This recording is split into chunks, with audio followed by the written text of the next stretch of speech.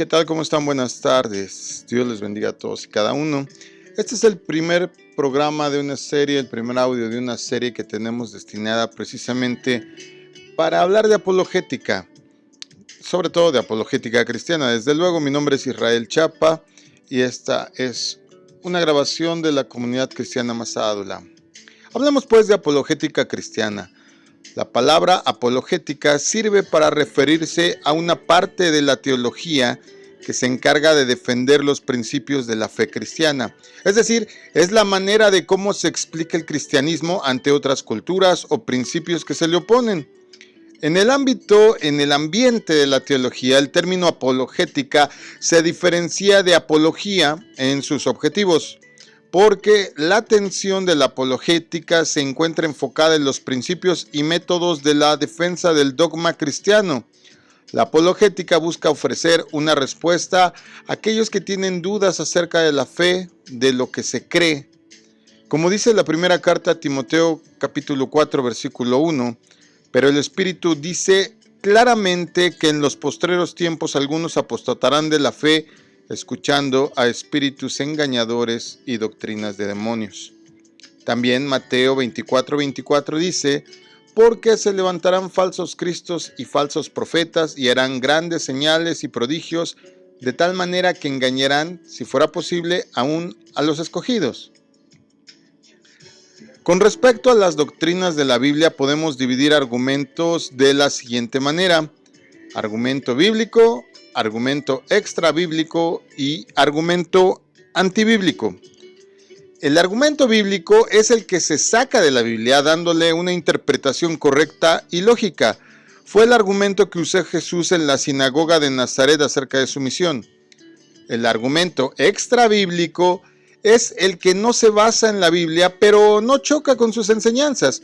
Muchos predicadores usan argumentos extrabíblicos al pronunciar sus sermones, sus prédicas, y esto se ha de hacer con mucha cautela y es necesario que tenga una cierta dosis de seguridad la persona que lo está usando, porque de otra manera puede sonar vacío, puede sonar pues algo no creíble sin convicción.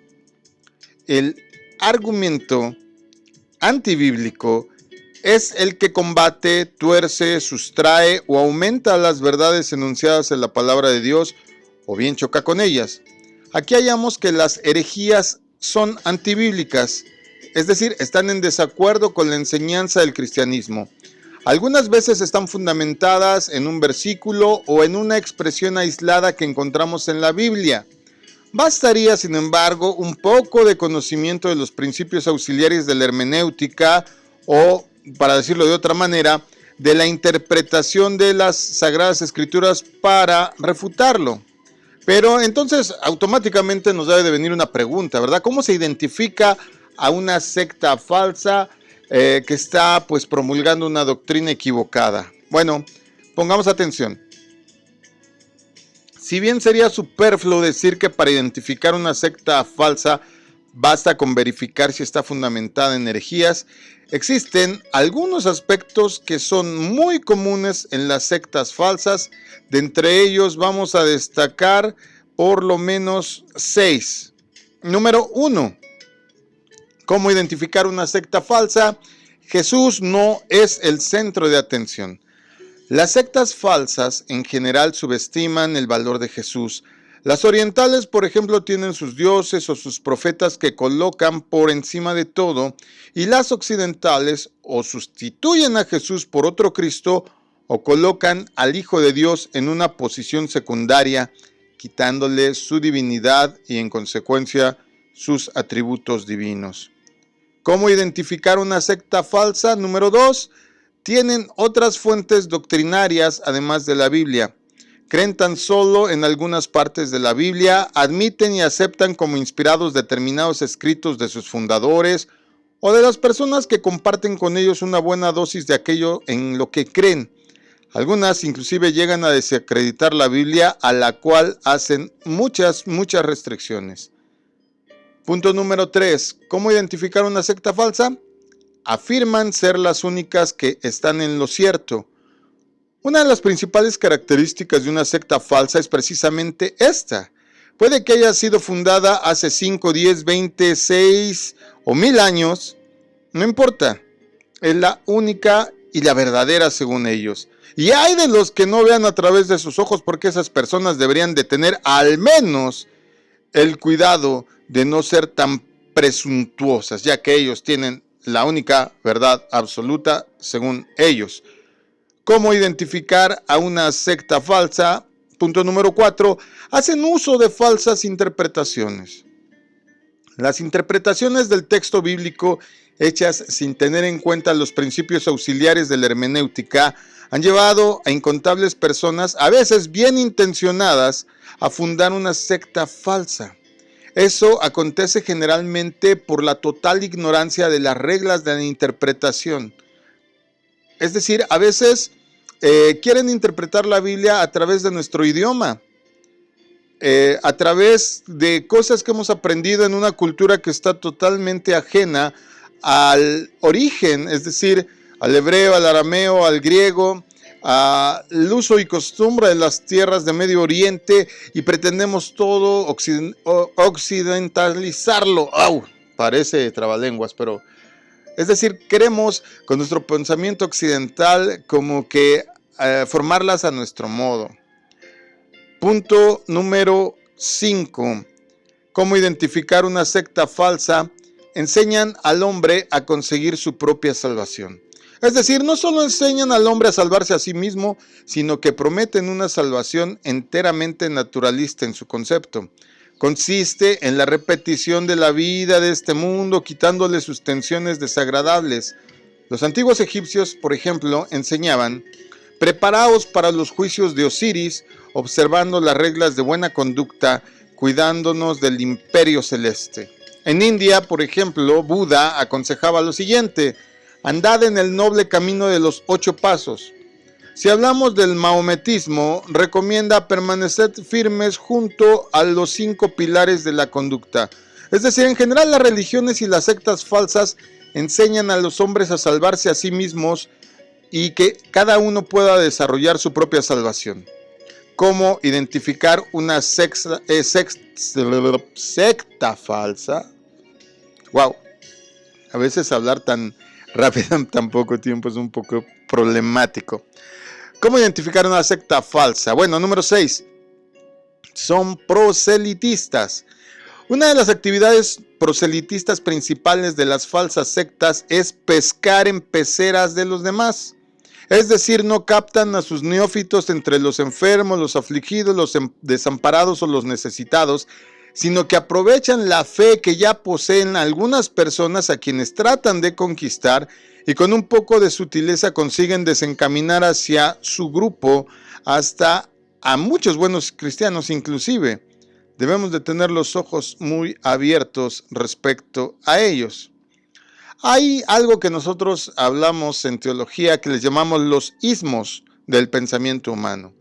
Pon atención porque esto es importante.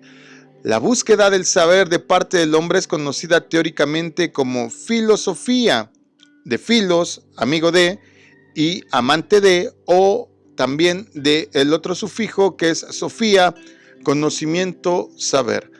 Palabra derivada del adjetivo y sustantivo griegos filósofos, es decir, las personas que aman el saber y que es amigo del conocimiento. La filosofía, entonces, según la tradición que se remonta hasta Aristóteles, comienza históricamente en el siglo VI a.C. en las ciudades griegas del Asia Menor. Sin embargo, sabemos que el ser humano comenzó a filosofar desde que intentó en su corazón apartarse de Dios. La carta del apóstol Santiago, capítulo 1, verso 5, dice: y si alguno de vosotros tiene falta de sabiduría, pídala a Dios, el cual da a todos abundantemente y sin reproche, y le será dada. Reunimos entonces en esto que estamos hablando hoy las escuelas de pensamiento filosófico más conocidas y sus falsas filosofías, con el propósito de darle a todos los que nos escuchan una síntesis útil del esfuerzo inútil realizado por el hombre. Es decir, ahorita brevemente, así como hemos dado algunos puntos para que identifiques una secta falsa, una secta equivocada doctrinalmente, también te vamos a dar un pequeño resumen o síntesis de las corrientes de pensamiento filosófico que también tienen que ver en desviarse un poco o un mucho, dependiendo de cada quien cómo lleve su filosofía de vida, de el propósito original con el que el Señor nos creó. Entonces, fíjate bien, las más importantes de estas escuelas de pensamiento proporcionan a estas falsas religiones y sectas el material necesario para su predicación. Hay vestigios de una o de más filosofías seculares en el contexto doctrinario de cada religión o secta falsa. En detrimento de las verdades divinas escritas en la palabra de Dios, te vas a encontrar con que de repente estas sectas no son tan puras, no son tan aisladas del pensamiento filosófico, sino que muchas de ellas están basadas en ello, es su pilar. Ahora, ahí te va rápidamente. Agnosticismo. Quizá no lo hayas escuchado, pero es una palabra que describe precisamente a este pensamiento, esta corriente ideológica que fue forjada en 1869 por Thomas Huxley. Está calcado por oposición al gnosticismo, que también te voy a explicar qué es. Uno es agnosticismo y el otro gnosticismo. El adjetivo griego de ambas es agnostos, que quiere decir ignorante o incognoscible. Así como lo dije, incognoscible. Hasta soné como que en inglés, pero no, es griego. Y esta es una filosofía naturalista y da a las cosas y a las relaciones de la ciencia experimental una capacidad casi mística o mágica, pero en el sentido racionalista. Déjate explico rápido porque es más difícil la palabra y pronunciarla que lo que significa. Agnosticismo es un sistema que enseña que no sabemos ni podemos saber si Dios existe o no. Ellos dicen que la mente finita no puede alcanzar lo infinito. Ahora bien, ellos dicen no podemos abarcar la tierra, pero podemos tocarla. En primera carta de Juan capítulo 1 verso 1 vemos finalmente cómo el Señor nos explica precisamente todas estas cuestiones acerca de la eternidad, de lo material o lo inmaterial, pero aún lo material, de acuerdo a lo que la Biblia dice aquí en el Evangelio de Juan, ha sido creado por Dios. La frase predilecta del agnosticismo es: no podemos creer. El resumen de esta enseñanza es lo siguiente: el ateísmo es absurdo porque nadie puede probar que Dios no existe, pero el teísmo no es menos absurdo porque nadie puede probar que Dios sí existe. No podemos creer sin pruebas evidentes. Los mentores del agnosticismo son su creador, ya sabes, como te acabo de decir, Huxley, Spencer y otros filósofos. Están todos simplemente engañados porque Dios fácilmente es comprensible por el alma sedienta y honesta y que está en búsqueda constante. Puedes leer para fortalecer este pensamiento bíblico en Romanos 1:20, que desde luego se opone al agnosticismo. Hablemos también de qué es el animismo. Es una de las características del pensamiento primitivo que consiste en atribuir a todos los seres de la naturaleza una o varias almas. Según Edward Burnett Taylor, es también toda la doctrina de índole espiritualista por oposición al materialismo. Esta teoría considera que el alma es la causa primaria de todos los actos. El ascetismo es la teoría y la práctica de la abstinencia y mortificación de los sentidos. Tiene como objetivo esta corriente de pensamiento asegurar la perfección espiritual sometiendo al cuerpo y al alma. Hay además del ascetismo natural, es decir, de la búsqueda de la perfección por motivos independientes de las relaciones del hombre con Dios, este asunto de pensar ascéticamente que fue practicado por la escuela pitagórica. Todos los seguidores del filósofo y matemático Pitágoras practicaban el ascetismo, es decir, no cedían ante nada, decían que todo era malo y que el desear en general era una cuestión que te podía llevar a la perdición. Por eso, por lo regular, los ascetas que practican el ascetismo son las personas que se apartaron o viven solas o se van, según ellos, a tener una etapa de contemplación a lugares donde no tienen contacto con muchas personas. En algún momento, aunque no lo puedas creer, también el ascetismo fue practicado en el cristianismo. Podemos ver que se hicieron monasterios muy lejos de las ciudades a donde iban hombres y mujeres a retirarse. Inclusive hoy día la iglesia tradicional, la iglesia católica, sigue un poco impregnada por esta idea, en donde pues como también la intimidad, la pareja, la familia son cuestiones que son antiascéticas, porque pues son deseos que tiene un ser humano. Por eso determinan cosas como el celibato, o por eso siguen existiendo claustros en el caso de las monjas, y pues abadías o estos lugares donde se retiran también los monjes.